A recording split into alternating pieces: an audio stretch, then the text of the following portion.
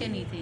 तो देवरानी जाती है बाहर तो देखती है कि एक पेड़ के नीचे कई औरतें पूजा कर रही हैं। तो पूछती ये काय की पूजा हो रही है? तो संकटा माता की पूजा हो रही है। तो कहने ऐसे क्या होता है? कहने ऐसे सब मनोकामना पूरी होती है। कहने बच्चे की भी? कहने हाँ सबकी होती है। तो कहने आप भी मान लो। तो उन्हें भी मान लेती कि अगर हमारे बच्चे हो जाएंगे देवरानी जेठानी दोनों के तो हम भी करेंगे इनकी। तो माता रानी की कृपा से दोनों देवरानी जेठानी गर्भवती हो जाती है, दोनों के बेटे हो जाते हैं। जब दोनों के बच्चे हो जाते तो देवरानी कहती कि दीदी चलो अब बच्चे हो गए हैं, अब सुहागरात कर लीजिए संकटा माता की। तो कहले अभी नहीं, बड़े हो जाए तो तब करेंगे। तो कहले ठीक है चलिए, बच्चे जब बड़े हो जाते हैं तो कहले अब कर लीजिए। तो कहले अरे अभी नहीं करेंगे, अब शादी होने दो बच्चों की तब करेंगे। तो कहले फिर और अच्छे धूमधाम से करेंगे। तो देवी चुप रह गई कि अब देवरानी क्या बोले जेठानी के आगे। तो बेचारी देवरानी जाती है अपने मायके। तो मायके जाती है तो वो जाके अपने मायके में अपनी संकटा कराती हैं। अब जब संकटा कराती हैं तो यहाँ पे आती हैं तो फिर यहाँ पे बच्चों की शादी बड़े बड़े हो जाते, शादी का हो जाता है। अब शादी का हो जाता तो देवरानी के बच्चा तो बेटा तो अच्छे खासा बेटा रहता और जेठानी का बेटा रहता वो मतलब गिर जाता मर जाते। तो कहने क्या हुआ क्या? तो सब बड़े बूढ़े कहते कि कोई तुम्हारी वो तो नहीं रह गई मनोती, तो उसकी वजह से ऐसा हो रहा। तो उन्हें याद आती है। तो कहने ठीक है गलती मानती हैं, माता रानी गलती तो हो गई है हमसे, ठीक है आप अच्छा कर दीजिए हमारे लड़की को और शादी अच्छे निपटे फिर हम हाल चाल सुहागले कर देंगे। तो माता रानी के पास लड़का अच्छा हो जाता है तो धूमधाम से सुहागले कर देती हैं जैसी उनकी सुनी सकती।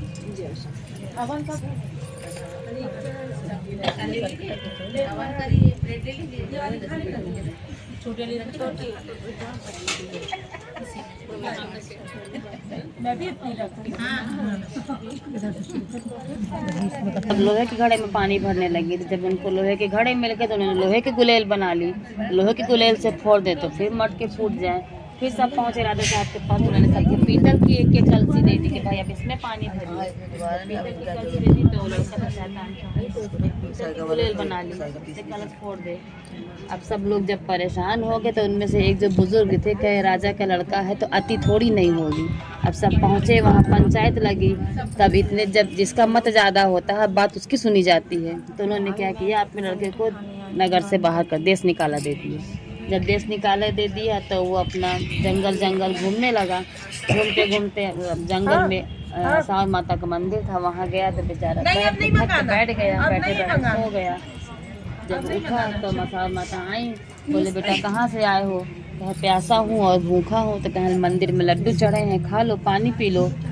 जब खाया पानी पिया तब थोड़ी से आत्मा तरफ हुई तब फिर बोला। तब ये हुआ कि बताओ बेटा कहाँ से आए हो, कैसे? तो उसने अपनी सारी कहानी बताई कि ऐसी ऐसी बात है, मुझको मेरे पिताजी ने देश बाहर कर दिया है।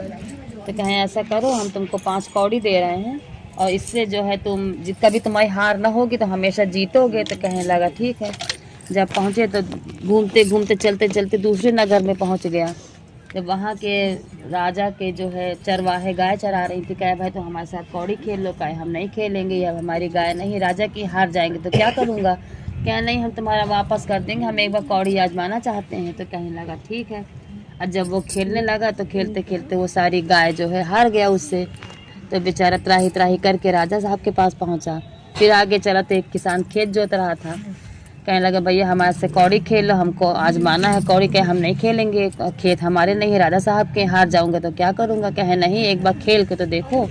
जब उनसे भी खेला तो वो भी पूरा जितने खेत से सब जीत गया। वो भी पहुंच राजा साहब के पास, कह राजा साहब हमारे गांव में एक निकल खिलाड़ी आया, उसकी कभी हार नहीं होती, वो हमेशा जीत जाता है। तो कहने लगे ना हो तो बुला लो, हम भी उनके साथ खेलना चाहेंगे। तब बुलाया तो राजा साहब भी जब खेले, जब राजा साहब भी खेले तो सब वो भी अपने धन दौलत राजपाट सोना चांदी हाथी घोड़ा जो भी था उनके पास वो सब हार गए। जब वो हार गए तो वो राजा हो गया, वो एक साधारण व्यक्ति हो गया। तो फिर पूछा तुम कहाँ से आए हो, कैसे क्या है? उसने बताया कहे मेरी एक राजकुमारी है तो मुझसे शादी कर लो। तो कहने लगा ठीक है। अब उनकी राजकुमारी से उसकी शादी हो गई। जब शादी हो गई तो उसी महल में रहने लगा। तो पहले का बहू जो है कंघी कर रही थी, कंघी करने के बाद देवी के पैर छुए के ये क्या कर रही हो? कहते कंघी करने के बाद सास ससुर के पैर छुए जाते हैं, मेरा कोई नहीं है तो मैं देवी के पैर छू ली। कहते किसने कहा तुम्हारा कोई नहीं? तुम्हारे तो सब लोग हैं। तो कहें अगर सब कोई है तो हमको ले चलो। तो कहने लगा ठीक है। जब ले चली तो कहे अब पिताजी से अपने बात कहो। जब पिताजी से कहा तो कहे ठीक है, अगर तुम ससुराल जाना चाहती हो तो जाओ, हम तुम्हारी तैयारी बना देंगे। तो पूरी उसका जितना उनके था बैलगाड़ी, धन दौलत, अनाज पानी जो भी था उनको दे के विदा किया। जब उनको विदा कर दिया तो वो अपने नगर की तरफ गए। तो जब नगर की तरफ गए तो उन अपने पिताजी के यहाँ तो कहें कि बाहर जो दरबारी लगे होते हैं वो दौड़ते दौड़ते यार राजा साहब हमारे नगर में कोई चढ़ाई कर रहा है। और वो बेचारे पुत्र के वियोग में रो रो के अंधे हो गए थे दोनों, राजा साहब और राजमाता। तो कहने लगे कि अब हम तो अंधे हैं और कमज़ोर पे तो हर कोई चढ़ाई करता है, आने दो देखेंगे कौन है। फिर जब और नज़दीक आए कहे ये आपका बेटा है, साथ में राजकुमारी है, पूरे लाव लश्कर से आ रहे हैं। कहे हमारा बेटा, हमको क्या मालूम कहाँ है। कहे नहीं है तो वही। तब लेकर गए कि हम तो अंधे, क्या हम लोगों को ले चलो। जब पहुँचे तो वो जब राजकुमार आया तो देखा जब माँ बाप अंधे देख नहीं पा रहे हैं। तो कहे ये क्या हो गया। कहे बेटा तुम नहीं थे तो रो रो के हम लोग अंधे हो गए। तो लौट के दौड़ते हुए उसी मंदिर में गया जहाँ जिन्होंने कौड़ी दी थी। कहा माता सब कुछ दिया है लेकिन जो देख सकते हैं उनकी आंखें नहीं, तो ये सब क्या किस काम का मेरे राजपाट ये सब धन दौलत। कहने लगे अच्छा लो। तो माता जी ने कटोरी में नीर दिया, कहिए ले जाओ अपने माँ बाप की लगा देना आँख में। उनके माँ बाप की आंखों में नीर लगाया, महारानी उनकी आँखें वापस करी। सब अपने एक और